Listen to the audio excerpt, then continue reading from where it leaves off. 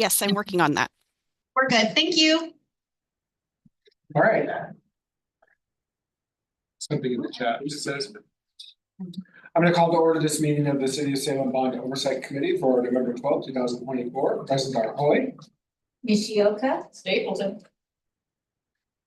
We have Mr. Courtwright online. Right here. Great, welcome.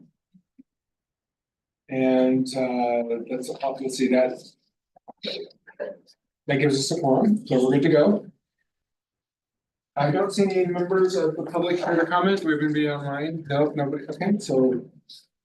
And we have no action items. So we are going to move right into new items and turn it over to Rob Romanek for a gear and McKay sports field conversation. Now you want me to share the visuals? Yeah, can you pull up the Of course. Gear Park one? Yeah. Hi everyone, Rob Romanek, Parks Planning Manager. I'm here today to talk about two projects. The first one I want to talk about is Gear Park. The bond funds, we're planning some improvements to the park next summer, which I will just briefly go over here in a moment. This guy? That one, yes. Pulling up the schematic design for the improvements that we're going to be delivering hopefully next year in 2025. I'm going to start here. This is an overview of the improvements we're designing, and I just want to, it has 4 parts to it. I'm going to skip over part 1. That is not bond funded. That's going to be funded by system development charges. And we've just put it into this designer's project because the other project we're working on here is a design build project. Can you go back one? I'm sorry.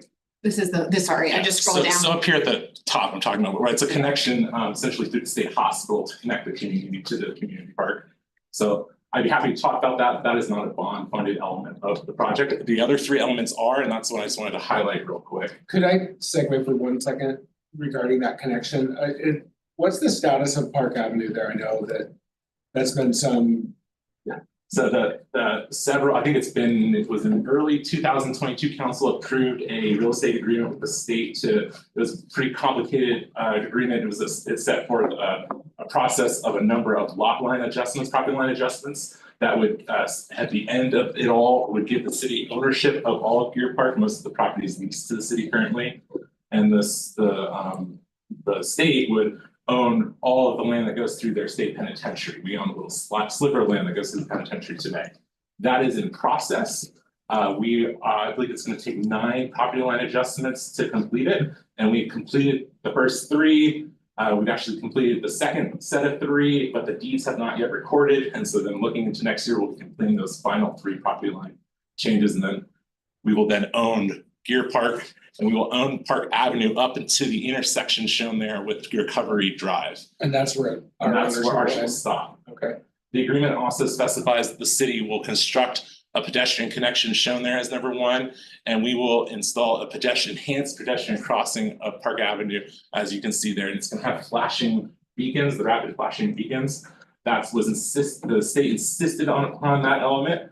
So the city is going to purchase those beacons and we are going to hand them over to the state, and the state will install them and operate them. For the 5 or 6 cars that use that area? That's right. So yeah, but the important thing is the city will not be maintaining those flashing beacons. That's awesome.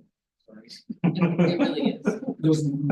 But we are responsible for purchasing them, Yes, through the agreement. and then they will install and maintain. I'm just thinking about every school zone area that has requested Right. rapid beacon lights. And we get one over here. Rob, this is not your fault. We love you so much. Thank you for this information. You got it. Okay, is that okay? Can I keep? All right, so I'm gonna scroll on. Let's still mouse. Oh, so sorry. Okay. On the mouse and be chatting happy.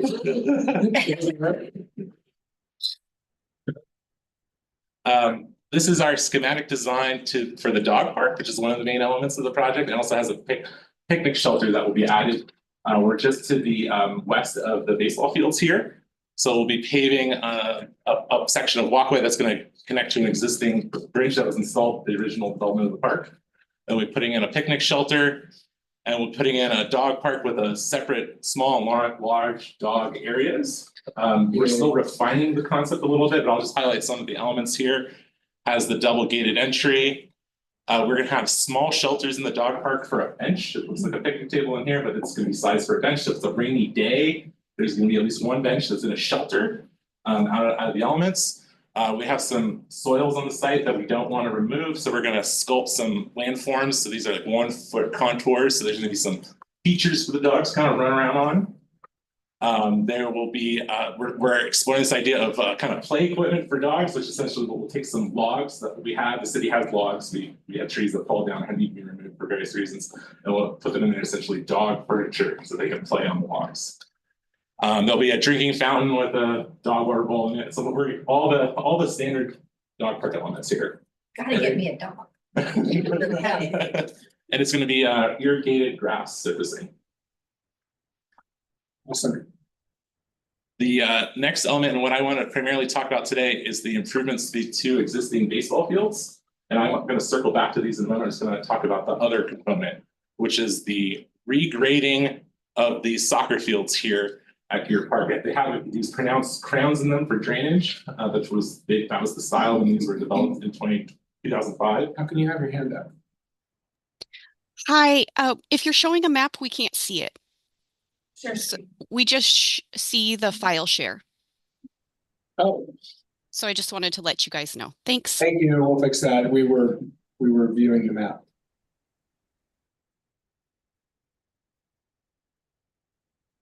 How's that? It's still loading. Yes, I can see it now. Thank you. Perfect. Thanks for letting us know. Sorry. That's okay. So our strategy with the turf field renovations for the soccer fields is we're just going to regrade them to a really flat 1% slope. It's going to drain to the existing detention pond in the property, and we're going to install modern new sub drainage, and then we'll reseed it and have a new irrigation system. So it's going to be like our new fields. How long will that take? So that we're going to start construction this spring, and it's going to, I would just assume for simplicity, it's going to take a year for the turf to successfully grow in and be a condition where it's going to be useful to the public. Does the public know that? No, so that's part of the. That is such a heavily used Yes. field. Yeah, so I'm going to back up real quick to the baseball, and then I'll revisit the soccer here in a moment. The objective for this project has been to extend seasonal use of the fields, make them more useful, frankly. And we've identified an opportunity to kind of change course a little bit with our approach to the baseball fields. And instead of just the similar treatment we're doing to the soccer fields, we are proposing to use artificial turf in the infields of the 2 baseball fields. So, and the purpose there, we have 2 purposes. One is to extend seasonal use into those shoulder seasons, the spring and the fall. People are going to be able to use the fields, even if it's a little wet. The majority of the use is at the infield, and the outfield's a little bit more flexible to use. It also allows us to program these facilities as softball fields interchangeably. So we then add a whole nother sport that can be played on the fields. And this is a little bit different than we've discussed in the past. So that's why I'm bringing it to the steering or to the committee today. We'd like to get your thoughts on this. In terms of cost, we're looking at about $750,000 for the turf that's shown here. That's just the infield. And a little bit more about that. That cost includes a specific product that's designed for baseball fields. It has a sample of such product here. And if you want to, you can check it out. But I want to highlight that the artificial turf has crumb rubber. You can see some of it up. You see it's wide. Yeah, it's this crumb rubber. It's a component of it. With guidance from SPRAD, we are proposing to not use crumb rubber in the system. We're going to look at organic fill material options. Specifically, likely candidate would be one made from olive core pits, like the pits of olives. It has no extra maintenance requirements, has a little bit more cost upfront, but it resolves some issues related to microplastics and other environmental pollution issues with artificial turf. It reduces those issues. We're also looking for a product that is free or nearly free of forever chemicals. That's further guidance from SPRAD. So that's kind of the course we're on today, and we wanted to check in with the committee to make sure that we're on the right track here. Does that fit within your existing budget? I do expect it will be close to fitting in the existing budget. If there was additional funds needed, the strategy could be to use system development charges. Here is eligible for system development charge expenditures, and we do view this as an expansion of an existing facility. We're extending the seasonal use, and we're adding another sport. So there are other cities in the state that definitely use their system development charges in that manner. And so we feel comfortable it would be an eligible SDC expenditure. So if we were over like, let's say $200,000 more than we would seek SDCs. Other questions? No, I think it's good direction. Well, I think it's great making it more, adding to the types of users for that area, for sure. I want to go back to the soccer fields though, in that conversation, we really need to get out there on notification, because it's gonna take a long time for them to find alternatives. Yes, and that's that. I'm just gonna skip to the right ahead to McKay Park, and one of the other reasons I'm here today. Okay, In the bond delivery schedule as it is now, it would have all 4 soccer fields. So there's 2 soccer fields at McKay and there's 2 soccer fields at Deer. Would have all 4 of them taken off this summer simultaneously for renovation. And we don't think that's a good idea. It will displace users in a way that we just couldn't probably live with. And so we can begin that messaging. I wanted to just make sure the committee was okay with us officially delaying the McKay project 1 year. Essentially, we're on that course. We're not as far in the design process today at McKay. We're a little bit further behind, but they would allow us to have 2 fields renovated, brought back up to online, and then we would close the other 2 fields so that we're doing our best to mitigate that impact. I definitely think you have to do that. Taking all 4 off would be not good at the same time. Great, and then so my intent is then with that, trying to understand, I'll begin a messaging both at this park and at McKay, because frankly, McKay High School needs to know today. They need to know that they can't count on those fields because they do use them as their school's home fields. So that I think now is plenty of time maybe for them to think about where they're going to do in 2026 when those fields are not available.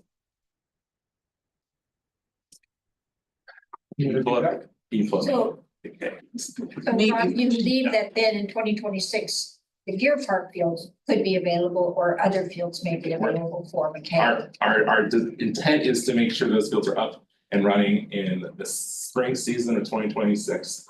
So then we could take the McKay ones offline. So that's why you need to get started in 2025 spring Yes. to hope that grass is grown and everything. So we can complete the improvements, and then there's plenty of time for the regrow in.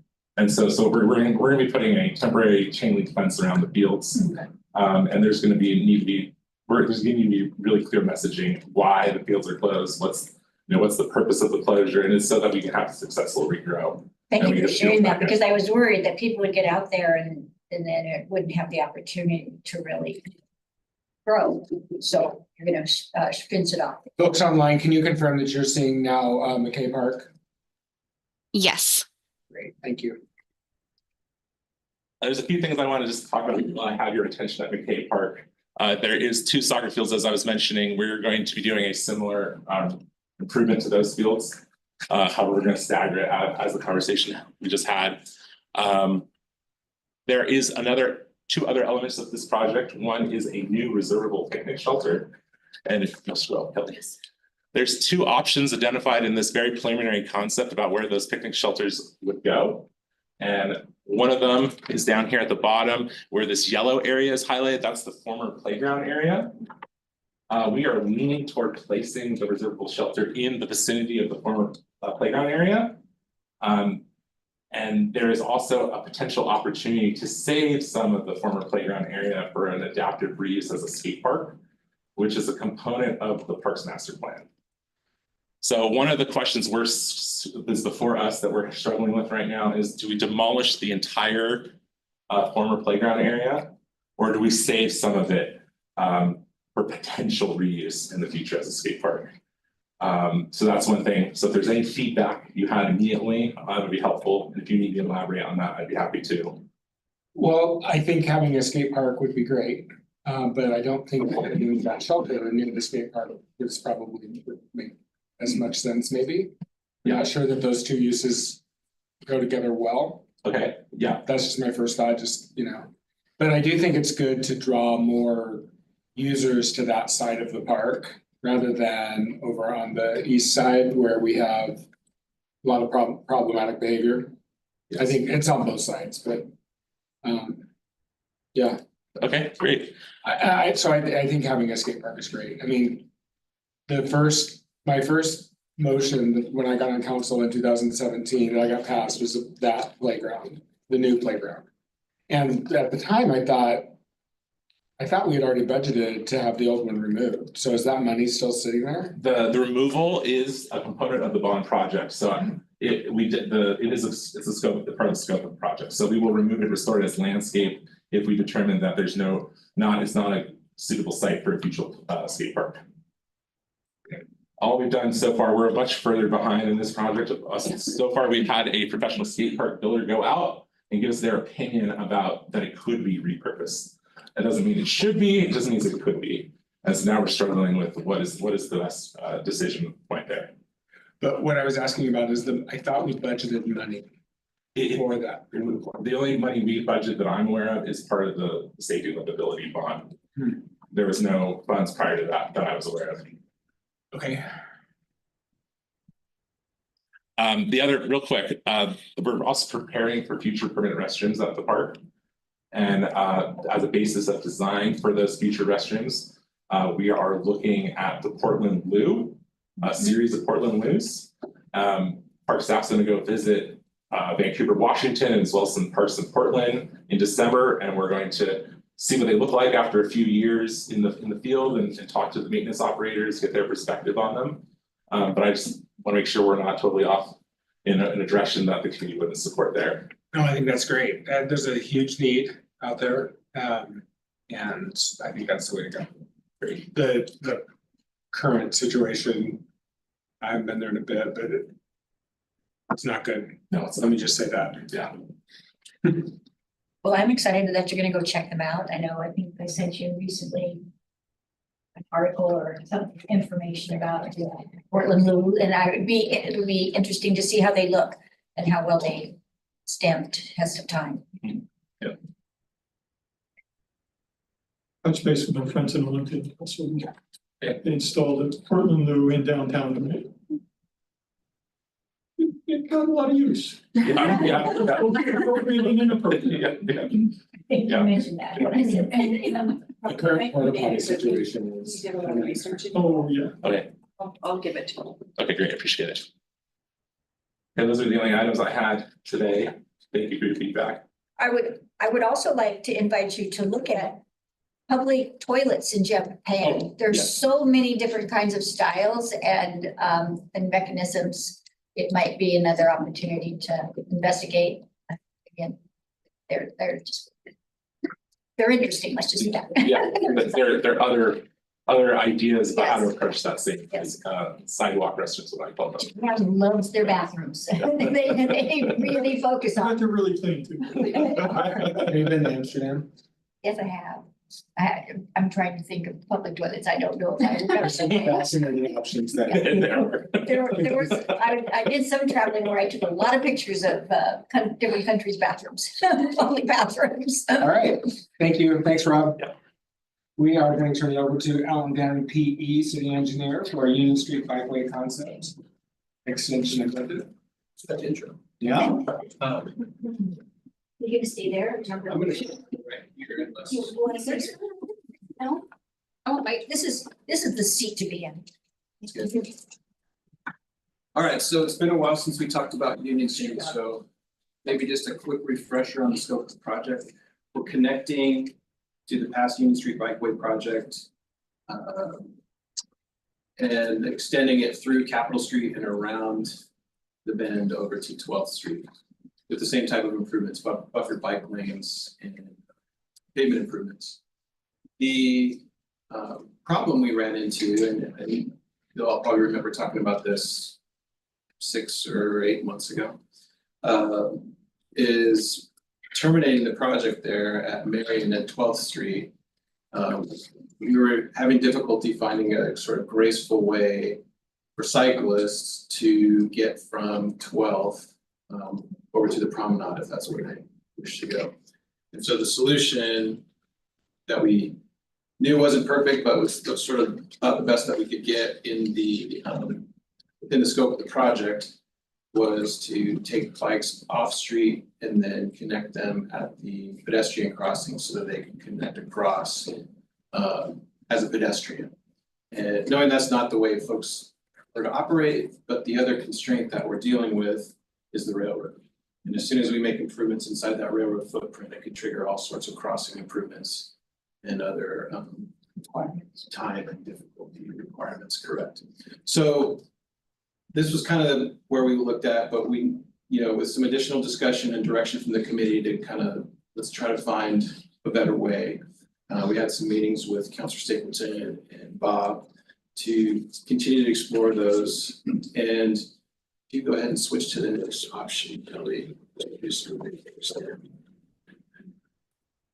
Where we landed was maybe not originally what we were thinking when we met with the committee, but was really just to extend striping with some slight configuration changes at the intersection. So you see, to make it sort of all fit, you lose the buffers for a little bit going through Marion Street, but then we could extend striping continuing on to the south. Could you grab the mouse and point to where you're talking about?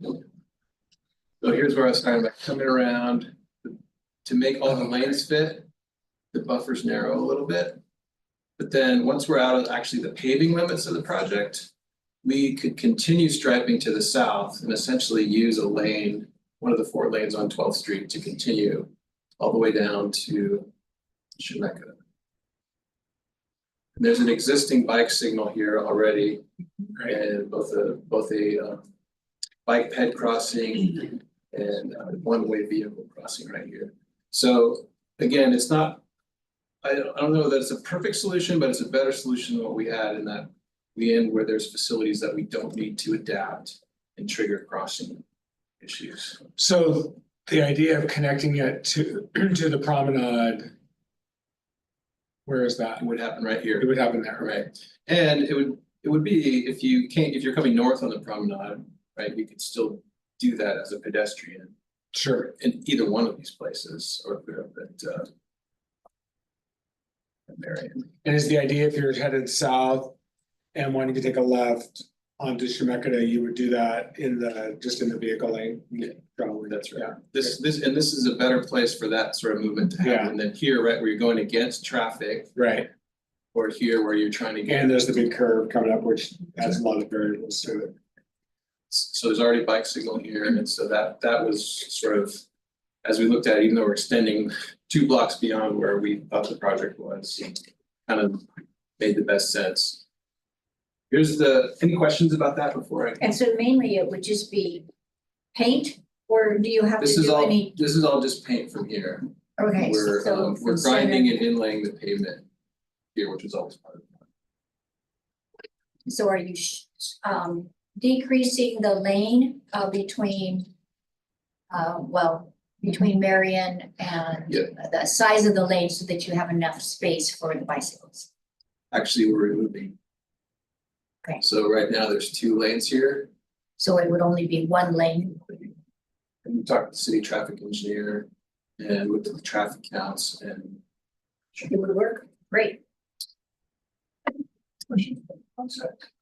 No, I think further thought, Bob and I were, all of us, actually staff and Bob and I were really wrestling with Center and Marion and how busy they are and just how much traffic moves through there. And then this idea of taking it down to Chemeketa came up, and, Chemeketa is already a road that we want cyclists to use. It's already low volume, there's already special crossings across the rail there, and so we just thought, well, it might not be a perfect transition, but it would be way better than trying to navigate Center or Marion. Well, plus it reinforces that that's the east-west Yes. corridor, it's Chemeketa, Another one, yeah, the bikes. yeah, The so bikes. we just thought if we could make it budget wise, that might be the best option for people on bikes. And it could be improved even more as we operate it and see how it works. In the future. I love the fact that you already have the bicycle signals there. Yeah. I mean, that totally makes sense then. Bob, are you good with this? Sorry, I know you're in a challenging situation. Yes, I do. I think Councilor Stapleton described it just right. We're getting a little bit better opportunity, extending that lane further to Chemeketa. That I think is going to work really well. Great, thank you.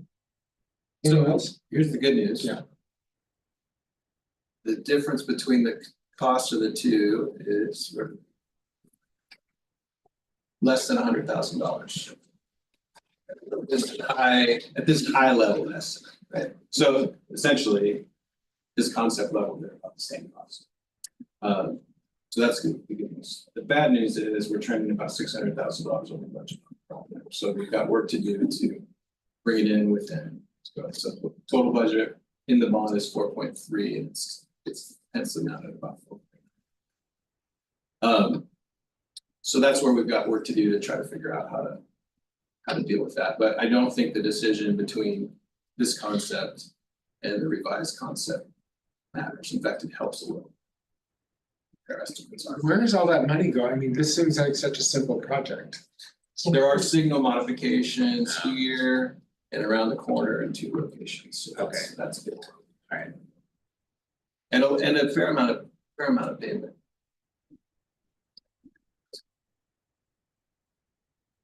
What's the status on buying land right of way for this project? Yeah, It's still. it's on our list of things to do. The other thing that's happened with this project is we pushed construction to 28, so there's another year. But that's a difficult issue as far as right away here that we still need to resolve. So we're gonna start having those discussions now that we know. And is that with the state? It's mostly this. Yeah.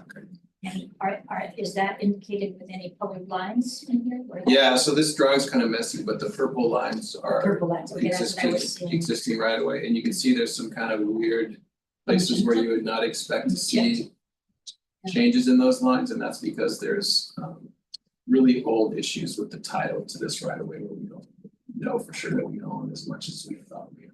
So we've got to get back. Maybe we can trade it for Park Avenue and not having to put that stupid flashing light on Park Avenue.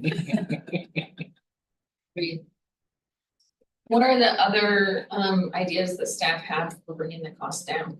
Or are we to that point in the project? I don't think we're to that point yet, so we need to take this and move forward. The right of way is a big component to be honest, and so if we can get a little further towards clarity on that will really make it happen. So I wanted to let you all know what the budget was like so you could make a decision. Typically with right of way purchases from the state, how does that go? Do we pay? The typical, our real estate staff is all gone, but what they told me is our typical procedure would be to sort of agree on market rate without an appraisal. And work back and forth that way, so when we purchase from them, we agree on the rate. Since they don't pay property taxes, what's the market rate? It's 0? It would be based on comps that are. Other state property? That was my thing, Mayor. Yeah. I kind of feel like until they're paying the taxes, then we kind of have. Yeah, a work free it pass. backwards. I think we have a free pass. Work it backwards, like, Yeah. okay, this generates 0 taxes, it's has 0 value. Okay, Do we have potential of the real estate staff that used to be here? Be as a consultant to help assist? We're working to hire real estate staff, so we won't be in that situation forever. Thank you. We're just a little short.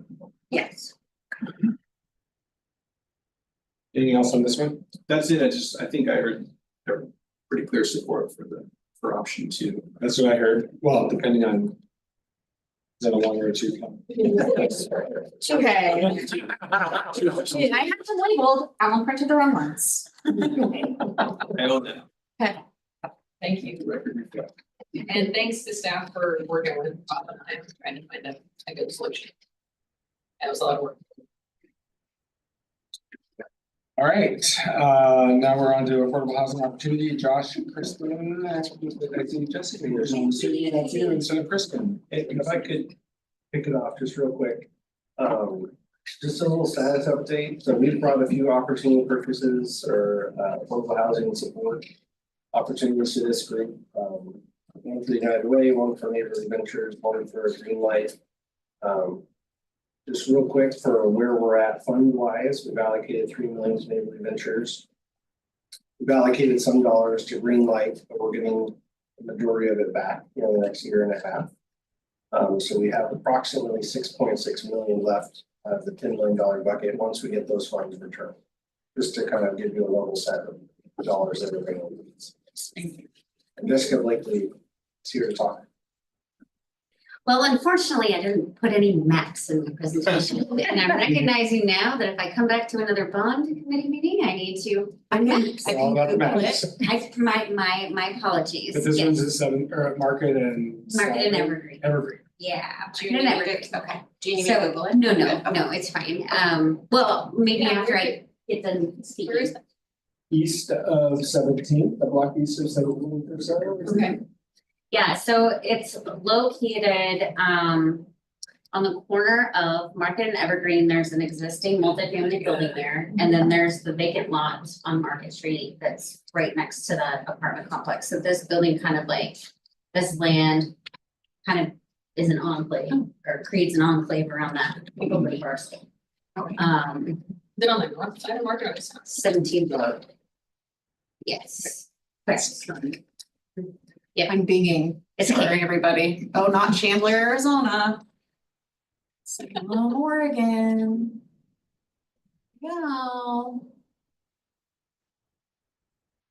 Yay. So maybe I should point, so make it a little easier to see. Let's see. See, rubber maps with Kelly. It's green around the edges, that's how we know. So right Yeah, now, but the point, the people existing, online can't see your fingers. oh, right, so the existing house right here belongs to Northwest Human Services. These 6 cottages and this vacant land right here. They do not want to own and operate. These buildings are very old and they're run down. And so they came to us and said, hey, would you like to build if we give you this project? They being, Northwest Northwest Human Human Services. Services, they don't want to own and manage.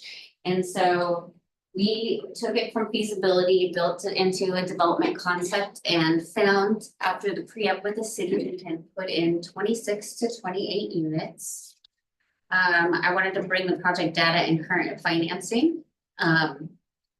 So service delivery will be provided by Northwest Human Services. This will be the first permanent supportive housing project in Salem with a focus of pairing specifically housing and healthcare. We've been really focused on serious and persistent illness, chronic homelessness, and while it will still have a homeless preference, the real target will be the clients of Northwest Human Services. So those experiencing homelessness, developmental disabilities, physical disabilities, at least one person in the household will have a disability.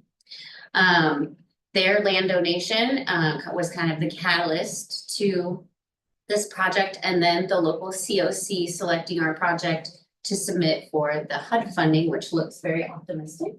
So it's $10 million in HUD grant funds, and then pairing with the city bond, that'll meet our match requirement as well as the project donation.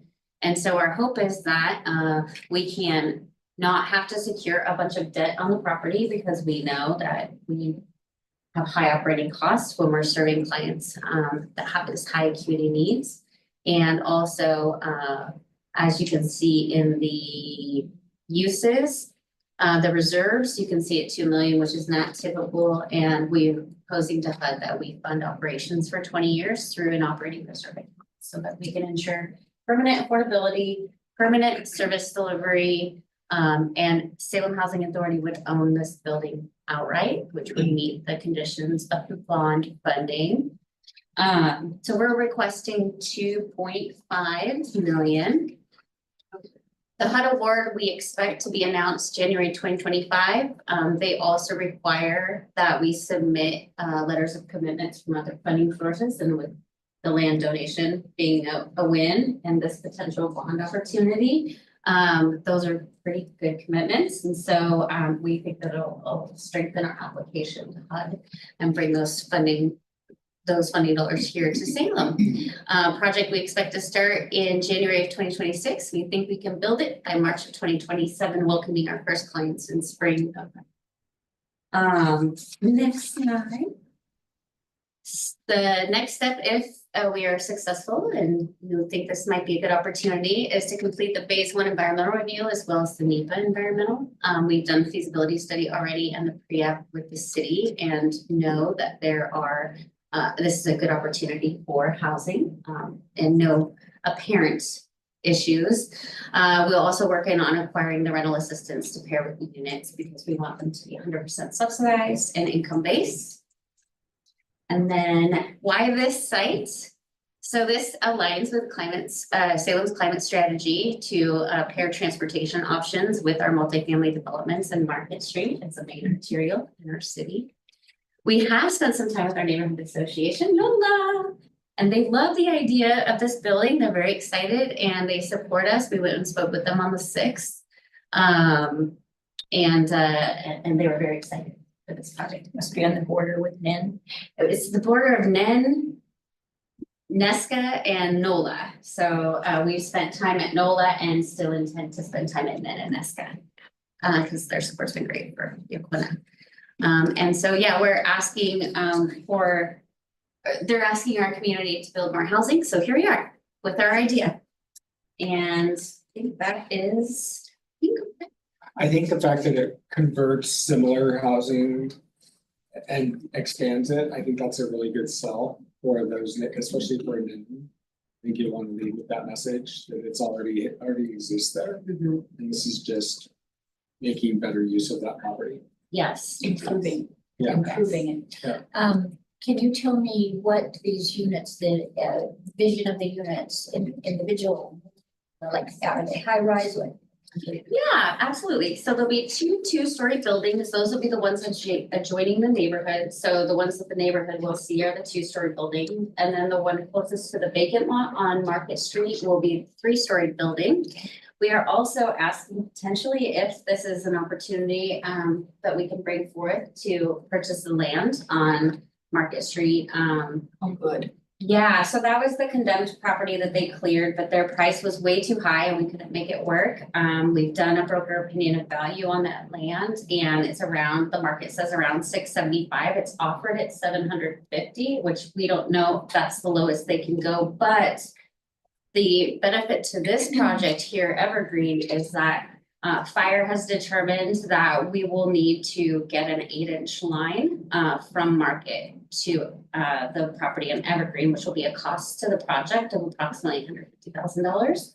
If we were able to acquire that land, then that's an easement that we can create through the land and not have to charge this project to do that money. So it's kind of like a win-win. We've talked to the city about potential CDBG funds as well, but there might be some more timing issues on that. I'm not really certain where Kristen landed after meeting with Michael, but the hope is that in the event CDBG is not available, that we could potentially utilize bond funds to purchase this project to help this project as well move forward with limited issues, because that in the pre-up of the city, that was the main focus, is that we would have to get the 8-inch line to get it up to code. So am I understanding correctly that right now you're looking at 2.5 million, but you might need to ask for a little bit more so that these other things could. $2.5 million today would be wonderful for the Evergreen project itself. And then a consideration separately for the land on Market Street, which is 2445 Market Street. How many units would fit there? I haven't done the feasibility work on that particular parcel, but it would create a significant phase 2 for that. My understanding is that a traffic study would be needed if we were to create an entrance on Market Street. You can see where 2443 that house was, so that's been demolished now, and that land goes all the way back and connects with those cottages, which is the back part of Evergreen. Are the cottages still there or have they been demolished? Those will be demolished. They're still there. They're still there. They're still there, yeah. People still living in them? Yeah, I don't think all of them are occupied, but there's still a few that are occupied. And who owns those those houses along Evergreen? The same, Those, I believe. is that owned by Northwest Human Services? No, that's a different, I don't know that person. Or were those the cottages that were on the back of the land? I can't remember, but Yeah. it's just a rectangular. But they think that with having that as a phase 2 development, we may actually find a lot of savings in the future because a traffic study may be required on Market Street. But if we had a separate easement which allowed the entrance off Evergreen, that would change the traffic study need and potentially lower costs to build right there. So we would have a better opportunity. The housing authority would have a better opportunity to build on that land when they're connected versus somebody else in the open market going out and buying it and trying to put apartments right there. So it could be a really good benefit for the city and a good land banking opportunity. For even a different type of project that we want to look at. I know Eunice has been talking about community land trusts and different Yes. affordable home ownership opportunities. So there could be some city vision painted onto that parcel as well. That we'd be happy to develop. And the HUD application is through Salem Housing Authority, it's called CBD. Or are you having to coordinate all of that? So the Mid-Willamette Valley Homeless Alliance, our local COC. This is a grant for local COCs to choose a project they want to spotlight in their community and submit for. And so it removes some of the competition of the funds itself. And so our local COC has selected Evergreen Project to put forth as the one they would like to endorse. They can only choose one. So we are selected, and so that will be submitted this week. And if we're successful with a bond ask, then that will go in to strengthen that application and show that we don't have a gap, we have a balanced budget, and we're ready to move forward. So if we were to decide today for the 2.5, but maybe have you come back for the additional, is that something, or would we need to combine all of that today? What do you think, based on our conversations? This is the first time I've heard about it. So I feel like we need more detail Yeah. before we consider the second phase of it. Okay, I want to know the number of units, potential, and that kind of stuff. Yeah, I'm not prepared. okay. To do I that. don't- I feel like it's a little too early to ask for that phase 2. That's what I was Yeah. thinking. I do think we'll be meeting in December, Okay, which would be a great opportunity if you could have it done then. I can. And with the numbers you were giving us, Josh, that when the payback comes from Greenlight, then there'd be 6.6. 6.6. So we still have pretty good cushion for future projects. And this is exactly the kind of project that this money was intended for, so it's perfect. Okay. Yeah, can we go back to the slideshow? Yes. I just wanted to, whatever we call it, PowerPoint. I just want to say thank you for including this slide. I mean, there's definitely more we can like work off of it, right? Like as far as the schools that are close to it, right? There's more than just Chemeketa, it's all of the different. There's more than just the healthy food options that I have listed here, right? This, exactly what Chris was saying, like this is the type of development we need because it is right in part of the city. And even the emergency part, right, we should also include the fire department and EMS because they have 2 fire It's right by stations. Lansing. Yeah, it's like right next to it. Yeah, it's really close. to So that. this is why I get really excited about infill like this, because as we know, our city budget is in a point of crisis. And so building where we can easily get the services to people instead of having to drive far is really important when we look at the future of emergency response in the city. So thank you for taking that into consideration, and thank you for including a slide like this that really helps reiterate those themes that I think this council is trying to push forward and staff is also on board with. So thanks for that. Any other questions or comments? Bob, are you good with this one?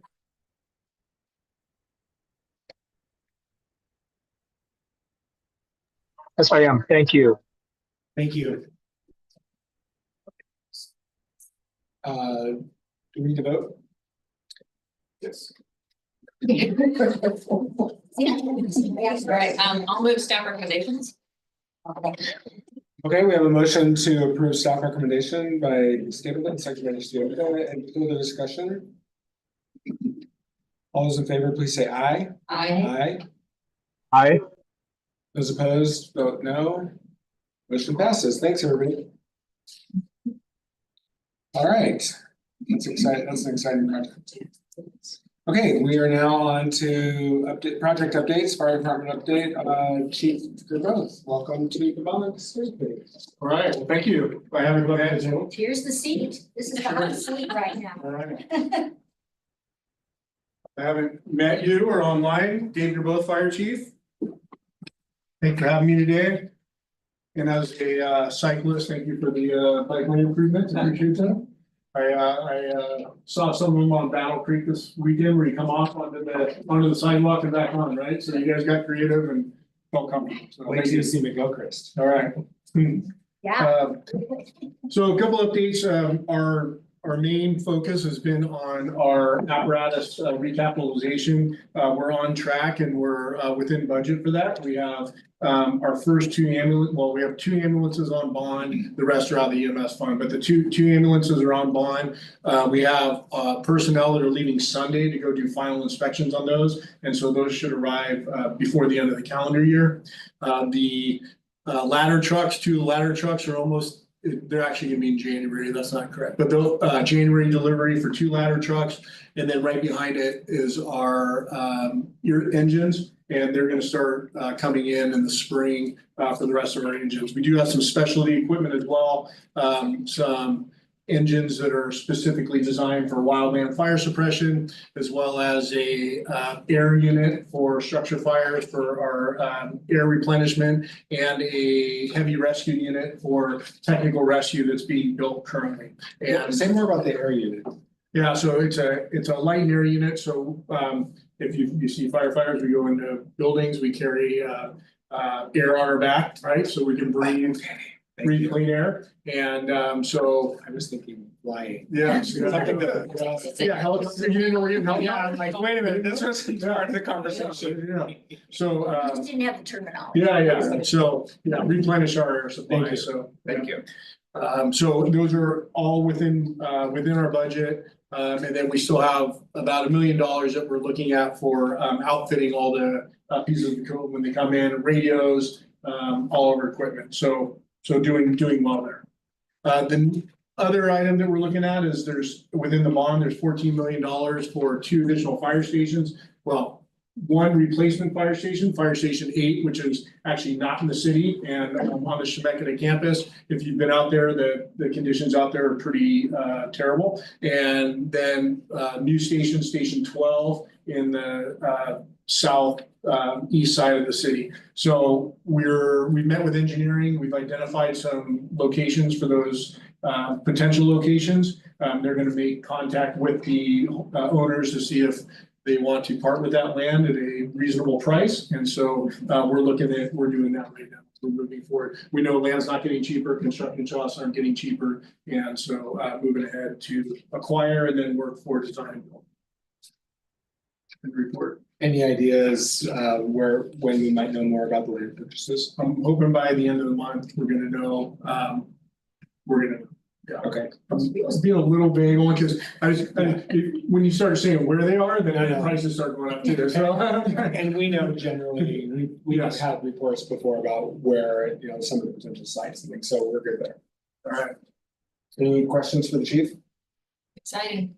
it is exciting. Thank you for your support. Yeah, I mean, the whole new fleet, and then, Station 8 is a long time coming, and then obviously Station 12, which would fill a gap, so appreciate it very much. Yep. Thanks, chief. All right, thank you. All right, back to Alan Dannon, PE City Engineer for 2024 pavement R&R. Okay. I don't have any slides this time. Oh, that's right. I'm so used to you having something. Just words.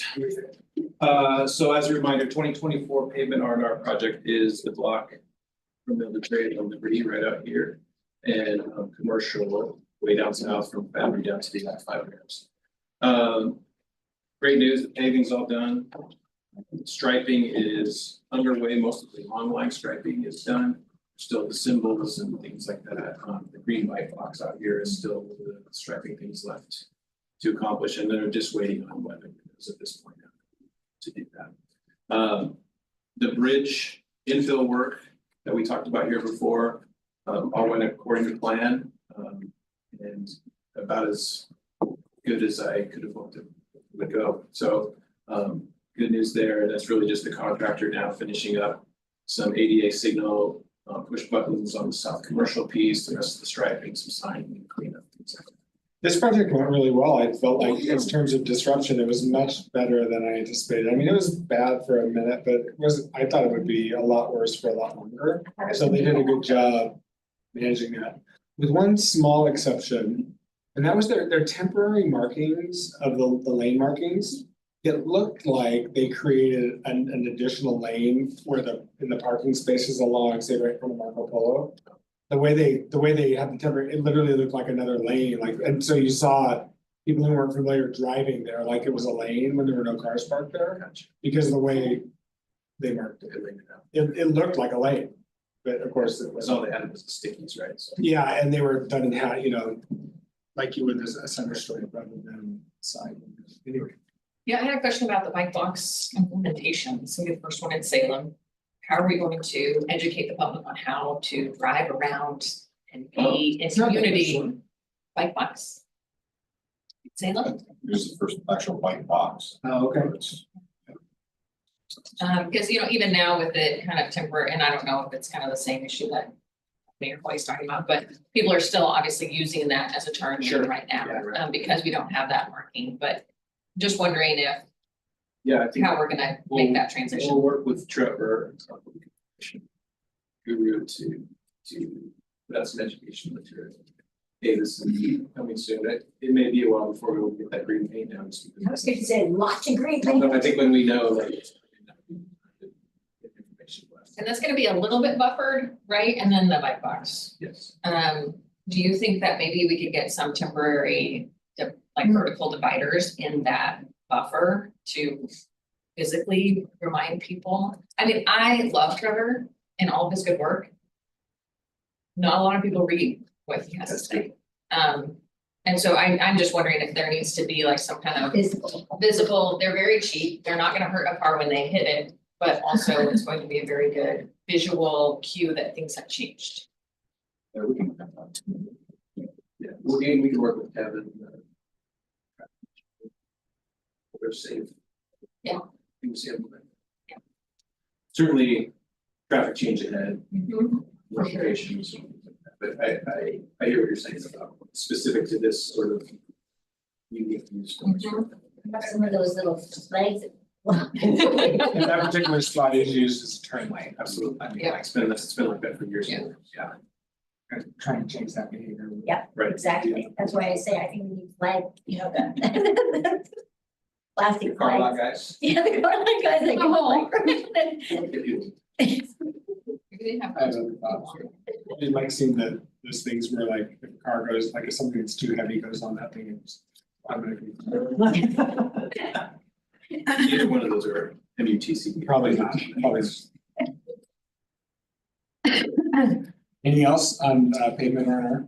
That's it for that. All right, let's move straight to McGilchrist. Yeah, so McGilchrist similarly in the finishing up was that actually all their striping was done. So we were able to tour on election day. Couple of different out there. Yep. A couple of us. Beautiful. Yep.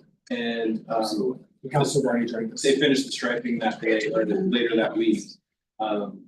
There's still landscaping and a few other cleanup items, but it's essentially getting down to the short strokes. Definitely encourage people to go out there and walk around. It's, hey, we're gonna offer another opportunity for tourists. I encourage people to do that. Yeah, that's what I was gonna mention. So it's open to traffic now, so you can actually, it's much easier to go down and see, but if folks who couldn't make it, and I know Mike, he had a conflict, someone else, I know he had a conflict, so we can throw out another date to go and take it. I was also saying maybe we should extend it to the new counselors coming on, if they wanted to come to tour as well. Sure.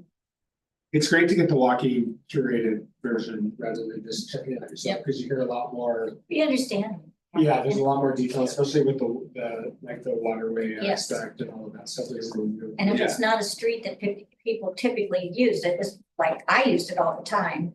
And so it is amazing. It's almost like I want to drive from my house just to park there so I can walk up and down, you know, I mean, it's really pretty. Yeah, it's really pretty. And it was nice having the contractors up there too. Yeah. I didn't realize that was good, so that was nice. See how the project went, so.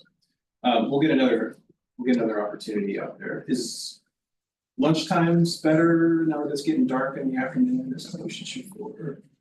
Really having an open schedule. Got it. We'll throw out a couple options. Councilor Barney with her salmon biologist hat Yes. was very happy. Oh my God, I can Oh, yeah, just she was- imagine it. Because of all of the work that they did for the creek, Yeah. it's really nice, it's Isn't it? so cool. A bunch of logs in Yeah. midstream and all sorts of. That's what I'm most excited to see. And tree roots and, you know, Yeah. and boulders and. And we couldn't really appreciate all the work, because there was work Yeah. there's- further down, so. Okay, local vendor report. Oh, just one more I'm thing. sorry. Chris, sorry. Phase two, the design is complete, so that's the section from 22 to 25. ODOT is reviewing it. We expect to bid it early in 25, and open those bids in February, so. We This project plan to be working on that starting in spring. in the spring, so it'd be another 6 months or so. Similar to this one, it'd be like pretty much. Because it's spring, long. third through fall. Okay, Then phase three, which is from 22nd back to 12. That one's a little more complicated, so we expect to start working 26, but it will stretch probably through 27.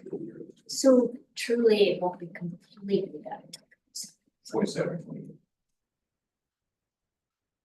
Okay, Construction's surely shorter than it took to fund it. There you Years go. instead of decades. That's what it is. Good point, that's a good point to use, thank you. have you gone out there yet, Courtney?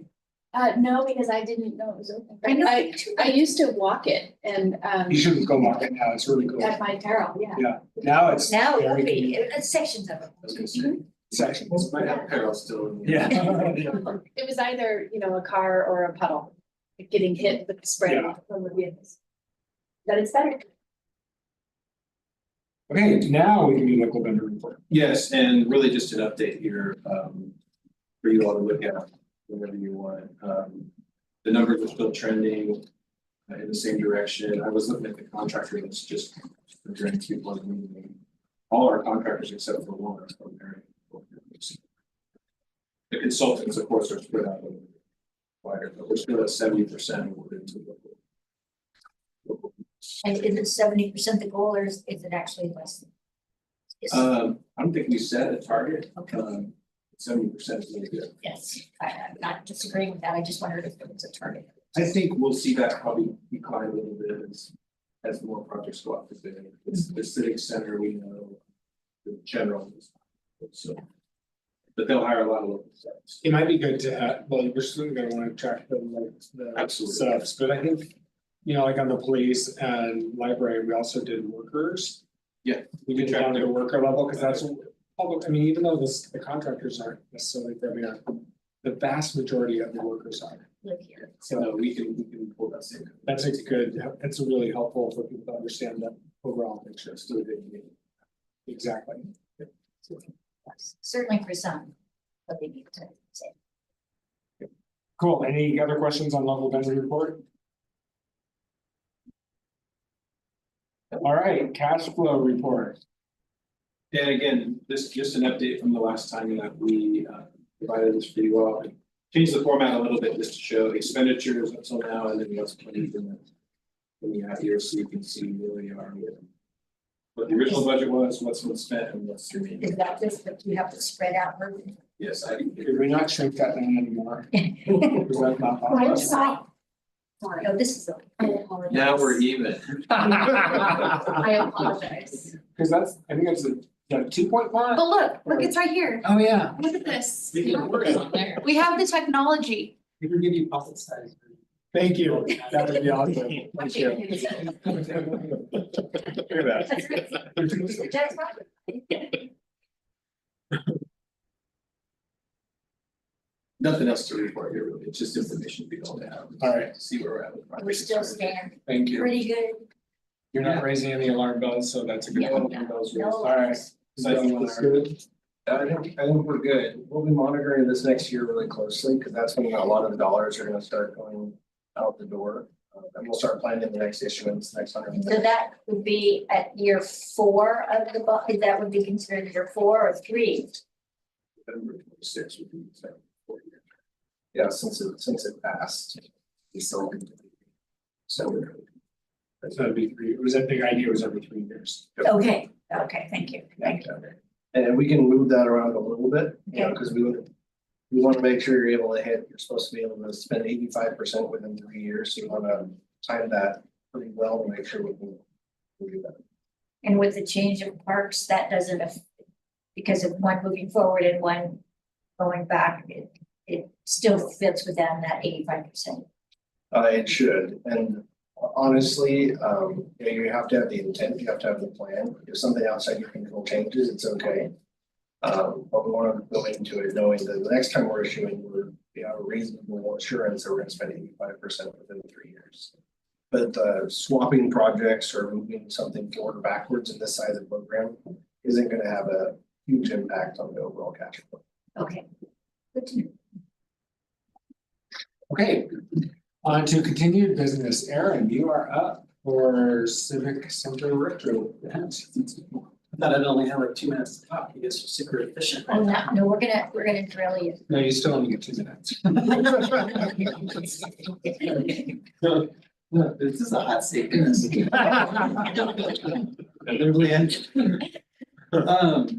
So the last time we were here, we prioritized the list of improvements that we wanted to make at the Sound Civic Center. I don't believe we've shared the new version that shows the things that we prioritized, how much they would cost and what that would leave us for additional funding. So I don't need to go down the list because I'm sure you guys remember what we approved, but one of the things that we had prioritized was remodeling the chambers. And then also, priority number 2 was new flooring and paint throughout the Civic Center. And that at the time was gonna put us over budget. And I think Josh might have some conversation after I speak about some additional revenue coming in, that right earmarked at 3 million. That's gonna allow us to include those 2 top priorities within the project and actually leave us as of today with just under $300,000 of surplus. And so, We're not used to that. right, it's still very early, but There's a lot below the line there. So I wanted to remind you that, so there were other priorities, 4, 5, and 6 that are below the line. And they're really high dollars, the cheapest, well, the next priority was the window replacement. So you're talking 7, 9, 8? Yes, yeah, I'm sorry, Oh, sorry, on this. yeah, those are the priorities and those Gotcha, are kind gotcha. of just random numbers, sorry. Randomly assigned. Right.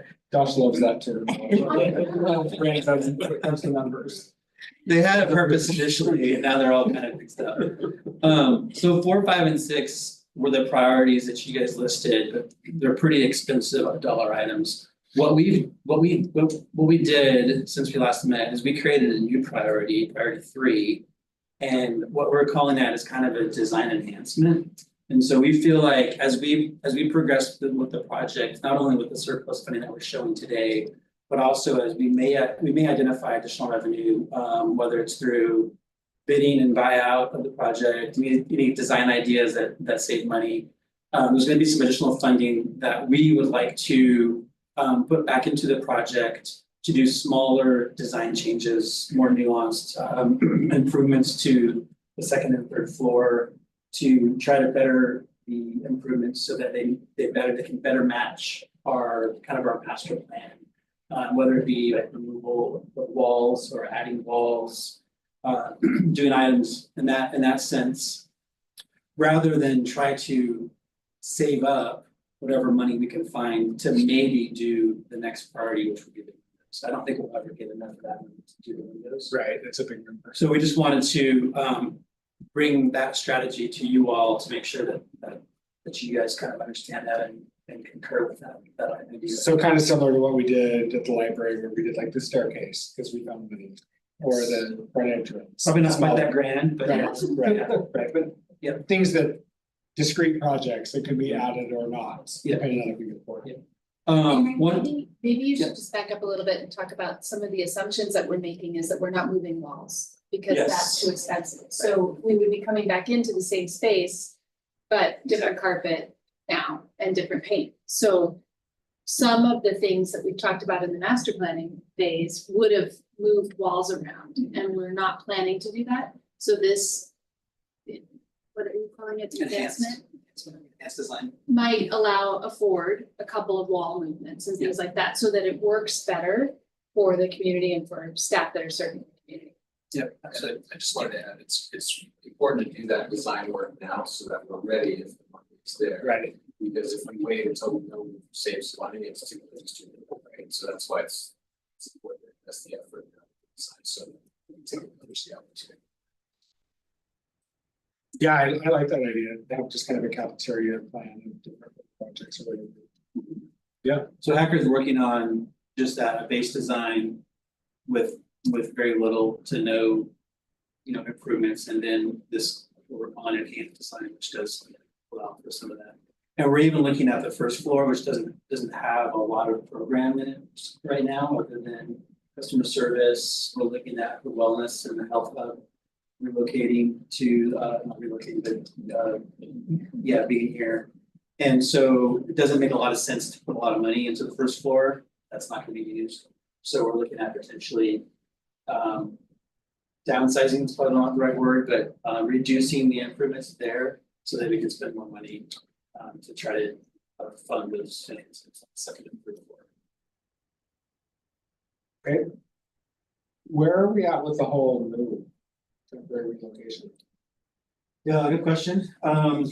We pretty much zeroed in on safe floors 4 and 5. And we're working very closely with them. They just actually sent me a draft of a lease agreement last week. So we have letters of intent that we've issued, for us to agree to for safe, non-binding, just tell them that we're interested, they're interested. We did the same for Broadway. That location North Broadway for courts. And we have not heard back from that owner. He's been out of town. It's supposed to be back this week. So And that- some conversations. And SAFE still contemplates using Laux for council. Yes. I'm sorry, where were the courts going? North Broadway, so if you drive north on Broadway, the across from Fred Meyer. Yep. McDonald's. Yep. Gas station. Right in front of it. Sequoia. Yes. Right next door to Sequoia Crescent. Okay, And then just real quick on design, we're progressing with our design development. We'll have 50% design in December. We're targeting having that DD set to complete by the end of January. what's the timeline for moving? Right now, we're forecasting May. Oh. We're down quite a ways. Yeah. It's mainly because we haven't been able to fully determine where we're going, but now that we have. Yes, It was gonna be earlier. It's gonna be in March. we had thought March. Well, at one point it was gonna be January. Early on. That was my gut. Yeah, that one got away from, that one, I saw that one and I was like. That didn't come from me. It was March. Yeah, Okay. yeah. March and then now May, so I think I heard that. I guess. I don't think, we don't want to stop. Okay, anything else for Karen on that? Josh, you have some, I'm sorry. So yes, I would, just because I'm gonna go back to the Peace Plaza design. We're talking about design, that money, we can do it later. And so we still, I guess I'm not clear if we would then just hold off even on doing anything to the fountain. And just wait and see until everything's done. I'm just wondering where we are with that. Yes, so right now we've given the direction to the design team to plan on designing for fountain enhancements, call it. That's what we're doing at a minimum. And then Making your work is not an enhancement, Aaron. no, it works. And we gotta bring it to code. The thought is it's not safe. We had to shut it down because it didn't meet health standards. So we'll re-envision that and bring it back up, back to life. But in addition to that, we are planning on meeting with the I think stakeholders is the right case, Yeah. folks with vested interest. Plaza Peace Foundation, Plaza Foundation, Parks. Sandmark Commission, even the library. Have a broader picture of what we can do as design alternate essentially, and then if additional money is secured, then we can do that. So the good news is whatever we do to Plaza is gonna happen near the end of the project. Or even maybe. Or maybe a little further, so we have some time to flush that. Okay, Thank you. Josh? Yeah, so I think last time we were here, we talked about approximately 3 million from other city funds. I think we're still on track for that. Programming continues to shift around a little bit, so we'll be able to finalize that once design is December, January. And then our thought is we'll roll it into the CIP, so council will approve it that way, but at this point, we have a placeholder of 3 million. And we'll finalize that amount for each of the funds. And I think it's important to note that outside of that 3 million is the health hub and wellness space, funding from the benefits fund. Right now, we have an offsite space being leased. We'd like to bring that on-site, we'll bring that operating costs, and it's looking for employees over here. Just that brief update, we're still tracking. So we could do a comparison of what it's costing to have it offsite and see how that balances out with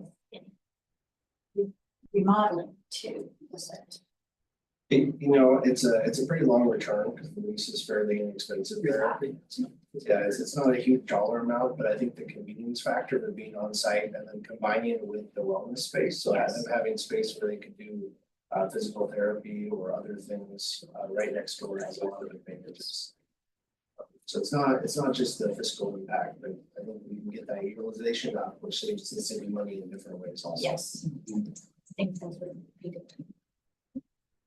Absolutely. Okay, anything else for Josh on that part of it? Okay, it sounds like we did want to talk about a December 19th meeting date to make sure that would work for everybody. If it does sound like we definitely have an agenda item at least. Does that work for everybody? I know it's getting close to the holiday. Yes, Bob, does December 19th work for you? yes, it does. Thank you. Thank you. Well, I'm seeing a thumbs up from Stapleton. I'm good. Yeah, and solid waste got moved to 10 versus noon, so that's. You go. Okay, sounds like we're at least have a quorum. So, anything else? Thanks, everybody. Thank you.